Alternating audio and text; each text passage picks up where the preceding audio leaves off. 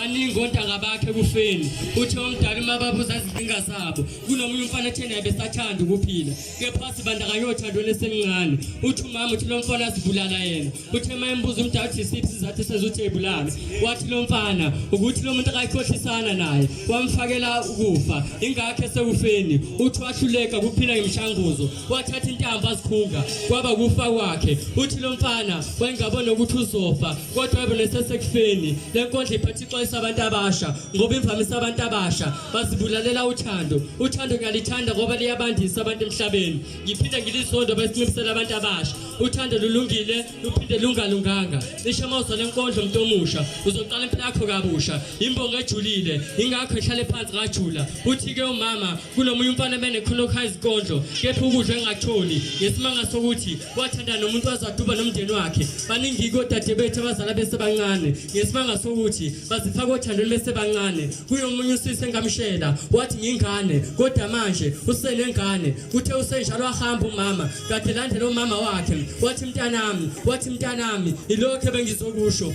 ngavuka ngijulukile uma ngihlala phansi ngicabanga izinto ebezishiwo umama ngiyabona ukuthi uqinisile iqiniso alikho othandweni bodade bethu cishe maniza lenkondlo niyoxoxa amathangenu kanye nesimlosenu kuzima ke nokubhala izikondlo ukhala kuzima nokubhala izikondlo kumnandi umusihaya sengisholo ukuthi yehlisana izinga lothando ngoba unasiqiniseko ukuthi lo muntu okuthandayo ukuthanda kangakanani noma ufuna ukushiya nomkhaba lenkondlo iphathixwa abantu abasha anginendaba noma bengangikhaba imbongo ejulile khuluma inkondlo yami uthando lubaqedile abantu abasha umbhalo wenkondlo oshezi umhayo wenkondlo oshezi ngiyabonga